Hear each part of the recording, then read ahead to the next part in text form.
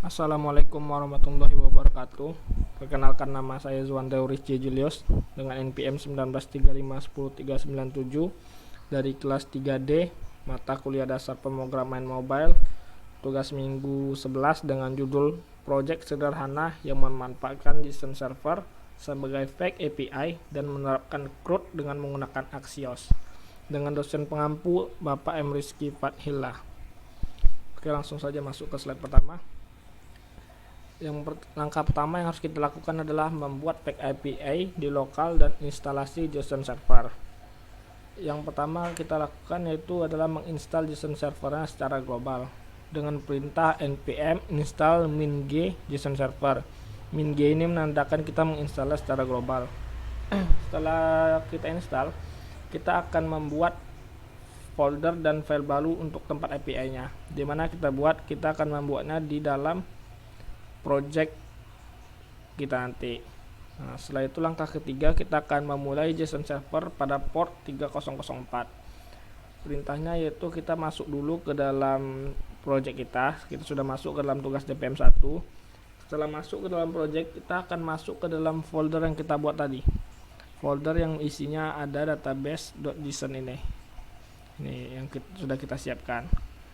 Nah, setelah kita masuk ke dalam sana, barulah kita akan memulai JSON servernya pada port 3004 dengan perintah JSON server min watch db.json min port 3004. Setelah itu langkah keempat yang akan kita lakukan adalah menginstal Axios untuk memudahkan pengerjaan projectnya. Karena tugasnya harus menggunakan Axios, kita akan menginstal Axiosnya di dalam direktori project kita. Setelah kita dengan perintah npm install Axios. Setelah ini berhasil, nanti akan ada folder Axios di dalam project kita nanti.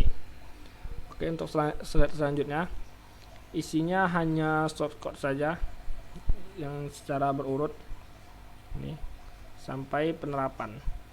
Untuk penjelasan shortcode-nya akan saya jelaskan langsung saja menggunakan Visual Studio Code agar lebih mudah. Karena jika menggunakan PowerPoint Google Slide ini tidak semaksimal menggunakan Visual Studio Code karena kita menjelaskannya tidak secara berurut. Oke, langsung saja saya buka Visual Studio Code-nya. Nih, yang pertama kita lakukan adalah kita akan mengimport hal-hal yang diperlukan seperti Axios. Dari Axios mengimport React, use effects, use state dari React, dan hal-hal yang kita butuhkan. Setelah kita import, di sini kita buat dulu yang pertama nih UI-nya, bukan UI, kita buat form inputnya. Form inputnya di sini ada placeholder-nya 0 karyawan dengan style, menggunakan style dengan value-nya tuh no karyawan atau nomor karyawan. Untuk nama lengkap, value-nya ada nama lengkap. Untuk value, untuk nama lengkap value-nya name, untuk email, dan untuk nomor handphone no HP. Nah, di sini nanti kan formnya masih kosong nih. Setelah form ini kita isi, lalu kita tekan submit, maka isi form ini akan tersimpan dalam value ini atau akan tersimpan dalam variabel ini masing-masing. Seperti itu. Setelah value-nya tersimpan, nah kan kita tekan simpan tadi, ibaratnya kita meng-create. Setelah itu kita menggunakan untuk create atau simpan itu kita menggunakan metode post. Nah, sebelum kita masuk ke situ, di sini saya akan membahas dulu. Di sini saya membuat komponen item menjadi dinamis dengan menggunakan props. Props yang dimaksud adalah ini. Seperti itu. Selanjutnya di dalamnya kita akan mereturn sebuah view yang di dalamnya ada image yang menggunakan source, URI menggunakan backtip, HTTPS, bla bla bla berdasarkan variabel email, yang artinya gambarnya akan berubah-ubah sesuai dengan email ya. Berarti beda email, beda gambar, seperti itu. Untuk selanjutnya ada view lagi di dalamnya. Dan di sini kita bisa lihat variabel name kita bungkus atau kita gunakan kita bungkus dengan touchable opacity yang nantinya akan berfungsi ketika kita klik, dia akan masuk data ke sini. Artinya variable name atau nama ini ada fungsi on press ya, atau bisa diklik gitu. Untuk yang lainnya nggak bisa kita klik. Untuk nama ini bisa kita klik. Misalnya saya contohkan ya, saya klik nomor nggak bisa, email nggak bisa, nomor karyawan juga nggak bisa, tapi giliran saya klik ini bisa seperti itu. Selanjutnya ada di sini ada nomor karyawan, email, dan nomor handphone. Nah, di sini untuk teks X ini yang nantinya akan kita gunakan untuk delete, saya gunakan juga atau saya bungkus juga dia dengan touchable opacity agar dia bisa diklik seperti ini. Nah, seperti itu. Jadi yang bisa diklik atau di press itu hanya nama dan X ini yang untuk delete. Oke. Selanjutnya di sini ada const local API dengan arrow function yang isinya itu adalah semua shortcode yang ini. Yang CRUD ini ada di dalam sini semua. Nah, nanti yang ini, nah di sini kita membuat const name ini sama seperti ini tadi, berdasarkan ini ya, berdasarkan value yang form tadi. Ini juga nol karyawan, email segala macam berdasarkan form input tadi. Kita berikan dia set name, set nomor karyawan, email, dan lain-lain. Terus kita gunakan useState dengan nilainya kosong, string kosong, artinya menandakan dia masih kosong. Nilai awalnya itu 0, tidak ada kita set apa-apa value-nya. Di sini saya membuat user dengan set user useState dengan array kosong. User ini digunakan di dalam sini. Nah, ini array kosong. Nih. Artinya nanti datanya sekarang itu masih kosong, setelah kita tambahkan dia nanti baru berisi. Begitu. Untuk button saya menggunakan set button dan useState dengan default value-nya itu simpan. Ini nanti digunakan, button ini akan kita panggil nanti, sehingga ibaratnya kita membuat button yang dinamis gitu. Untuk select user, set select user useState berisikan objek kosong. Di sini ada use effect yang isinya itu adalah data, fungsi data yang gunanya untuk memanggil atau merender tampilan. Di sini ada keterangan ketika melakukan use effect atau pertama kali muncul, dia akan memanggil get data, di mana get data memanggil API user untuk melihat hasilnya. Kita bisa lihat di sini get data itu. Nih, get data itu akan memanggil atau menampilkan data yang ada di dalam sini, di dalam folder pack API tadi yang berisikan pack API. Itu data. Nih, bisa kita lihat dia akan mengget HTTP. Ini adalah alamat yang bisa kita buka PPT. Nah, di sini ada ya. Nih. Aduh, hilang. Bisa kita lihat Google Slide yang tadi. Nih, alamatnya yaitu HTTP localhost port 3000/post atau comment atau profile. Di sini mengapa yang localhost diganti menjadi 10.0.2.2? Karena localhost itu adalah di sini ada keterangan. Di JSON server, localhost itu adalah milik laptop kita. Nah, sedangkan emulator itu udah punya localhost sendiri. Nah, alangkah baiknya localhostnya kita ganti jadi IP emulatornya. Jadi kita mengget data, ini adalah IP emulatornya, port 3000 dari user. User itu kita ambil dari sini. User artinya kita akan mengget data user sini. Kita bisa lihat di sini data users ada 2, dan name Juan dari users dan R Sari. Sini bisa kita lihat di emulatornya seperti itu. Nah, itu get datanya untuk menampilkan datanya yang nantinya get data ini akan kita gunakan di put maupun post. Nah, sekarang kita masuk ke ini ya, ke sini lagi. Kan tadi ini udah, sekarang ke clear. Const clear atau fungsi clear menggunakan arrow function ini.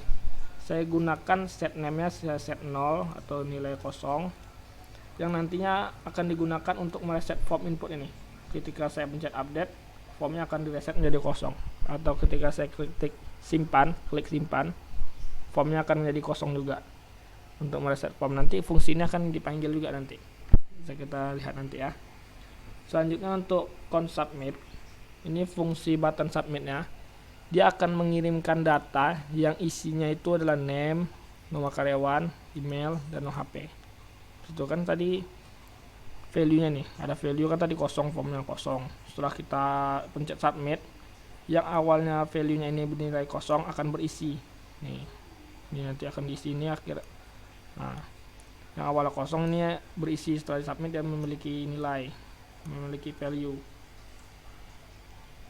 Setelah itu sini saya akan menjelaskan tentang metode create. Tadi kan yang ini sudah metode read, ini sekarang metode create menggunakan metode post. Kalau read menggunakan metode get. Untuk create atau menambahkan data sama saja, linknya berisikan seperti yang saya jelaskan tadi, berdasarkan data. Artinya data ini kan masing-masing value ini sudah memiliki nilai.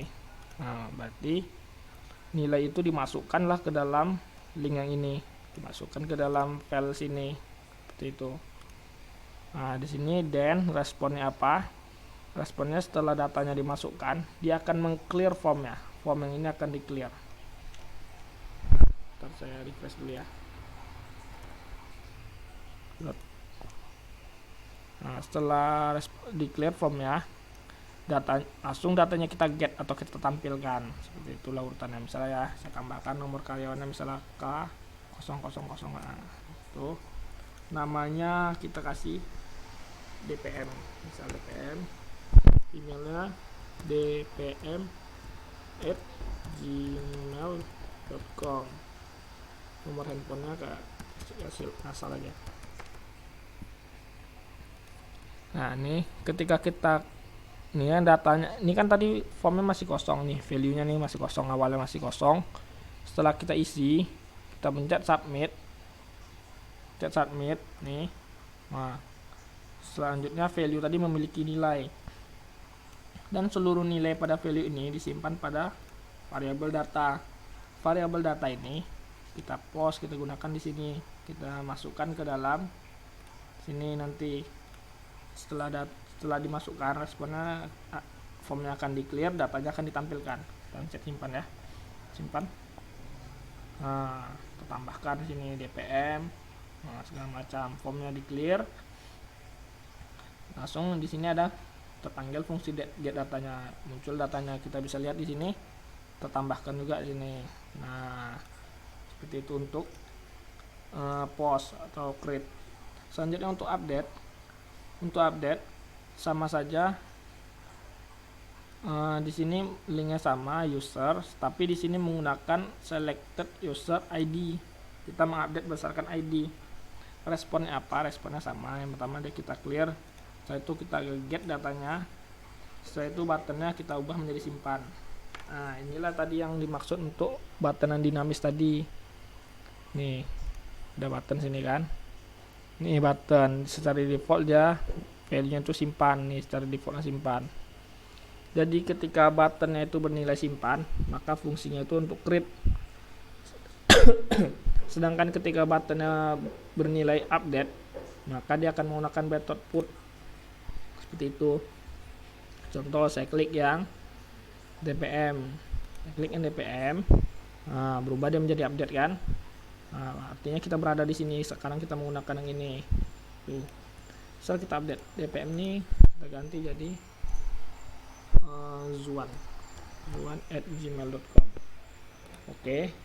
Ya, ketika kita klik update, maka dia akan meng-clear formnya, lalu meng-get datanya, menampilkan datanya, lalu men-set buttonnya menjadi simpan. Kita lihat update. Nah, ini berubah menjadi simpan. Formnya di clear form dulu, habis itu kita get data, baru berubah ini ganti jadi simpan. Seperti itu. Ini bisa lihat gambarnya berbeda-beda tadi kan, ganti email, ganti pula gambar tadi sesuai penjelasan yang ini tadi. Setiap email beda gambar. Itu untuk metode put. Selanjutnya untuk delete, mana delete ya, bentar, ini put. Nih, untuk delete, kita mendelete kita isikan item di sini, props item, gunakan props item, Axios linknya sama, user item berdasarkan ID, berarti kita mendelete berdasarkan ID juga. Responnya apa? Responnya langsung kita tampilkan datanya, data terbarunya. Nah, kita di sini tidak menggunakan clear karena kita nggak ada menggunakan form di sini. Nah, tapi di sini bisa kita lihat. Nah, nih. Nah, on delete saya di sini menggunakan alert atau peringatan yes atau no seperti konfirmasi. Nah, jadi ketika delete ini ditekan, dia akan menampilkan informasi. Ini misalnya saya tekan ya, inilah tengah. Nah, kalau kita pencet tidak, maka dia tidak akan terhapus. Nah, ketika kita on press-nya iya, maka dia akan delete item user, dia akan delete ini semua data ini akan di-delete, dikosongkan. Nah, dia juga akan terhapus dari sini. Kita lihat ya. Kita delete yang error sari ini. Yes. Nah, di get datanya ditampilkan data terbarunya. Kita bisa lihat di sini. Nah, hilang juga seperti itu. Seperti itu untuk penjelasan read, create dan update serta delete atau CRUD singkatannya. Nah, sedangkan ini adalah untuk stylenya. Nih, untuk memperapinya. Di sini ada export default local API, artinya ini kita ekspor secara default dan akan kita panggil di atau kita render di app.js, karena React Native atau emulator secara default dia akan membaca index.js. Di index.js ini dia mengarahkannya ke app.js. Nah, di app.js ini kita merender local API. Sebelum render kita harus mengimport dulu, import local API dari alamat direktorinya. Seperti itu. Apalagi yang belum dijelaskan ya. Sepertinya sudah semua. Ini sudah tadi. Nah, sepertinya sudah cukup. Mohon maaf. Sekian dari saya. Mohon maaf apabila ada yang kurang atau kata-kata yang tidak jelas. Bentar.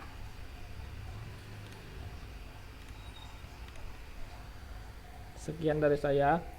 Maaf apabila ada kesalahan. Terima kasih. Wassalamualaikum warahmatullahi wabarakatuh.